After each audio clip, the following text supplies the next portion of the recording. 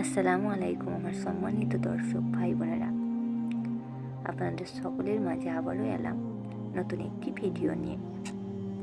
আজকের ভিডিওর মাধ্যমে আমরা জানতে পারবো ইসলামের দাওয়াতের তৃতীয় ধাপে মহান রব্বুল আলামিন তার প্রিয় হাবিব মুহাম্মদ সাল্লাল্লাহু আলাইহি সাল্লামকে কি বলেছিলেন। তাহলে শুনুন।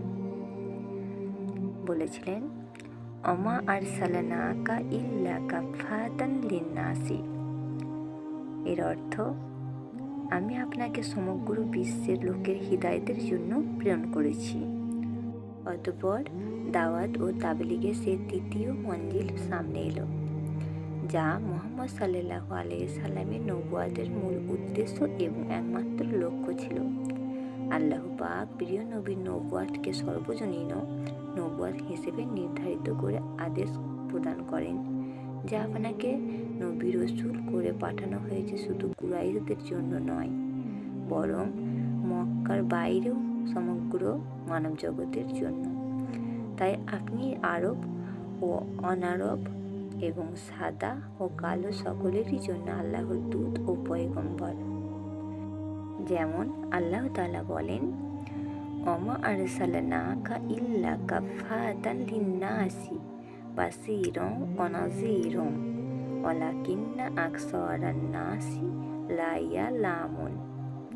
এর অর্থ, আমি আপনাকে সমগ্র মানব জগতের জন্য পয়গাম দিয়ে পাঠিয়েছি, নেক লোকেদের সুসংবাদ প্রদানকারী এবং বদ আমলের ভয় প্রদর্শনকারী হিসেবে। কিন্তু অধিকাংশ লোকেরা এ সত্য কথাটি বুঝতে চায় না বা বোঝে না। সূরা সাবা 28 নম্বর আয়াত।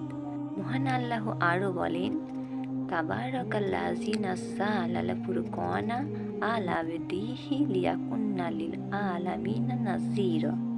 এর অর্থ, পবিত্র মহান সে সত্তা, যিনি সত্য ও মিথ্যার মধ্যে পার্থক্যকারী কিতাব নাজিল করেছেন এবং নিজের বান্দা মুহাম্মদ সাল্লাল্লাহু আলাইহি সাল্লামের ওপর যেন তিনি সারা বিশ্ববাসীদেরকে ভয় প্রদর্শন করেন।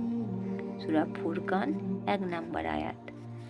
বিশ্বনবী এই নির্দেশের পর তার ইন্তেকালের পূর্ব পর্যন্ত দুনিয়ার সকল মানব গোষ্ঠীর কাছে সে দাওয়াত পৌঁছান এবং বিদায় হজের ভাষণে তিনি লক্ষ লক্ষ জনতার সামনে রেখে বলেন, বাল্লিগিস শাহিদুল গায়িবা।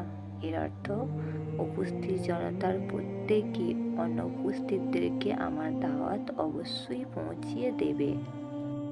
অতঃপর আল্লাহকে সাক্ষী রেখে বললেন, আল্লাহুম্মা শাহাদ, আল্লাহুম্মা শাহাদ। অর্থ, হে আল্লাহ তুমি সাক্ষী থাকো, হে আল্লাহ তুমি সাক্ষী থাকো।